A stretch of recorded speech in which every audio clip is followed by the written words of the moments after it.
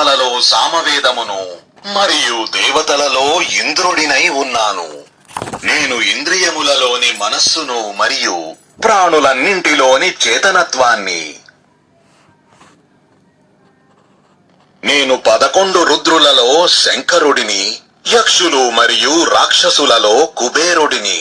నేను 8 వసువులలో అగ్నిని మరియు పర్వతాలలో మేరువునై ఉన్నాను. ఓ పార్థ, పురోహితులలో ముఖ్యుడైన బృహస్పతిని నేనేనని తెలుసుకో. నేను సేనానాయకులలో కుమారస్వామిని మరియు జలాశయాలన్నింటిలో సముద్రాన్ని అయి ఉన్నాను. నేను మహర్షులలో భృగువుని, శబ్దాలలో దివ్యమైన ఓంకారాన్ని, యజ్ఞాలలో జపయజ్ఞాన్ని మరియు స్థిరముగా ఉండే వాటిలో హిమాలయ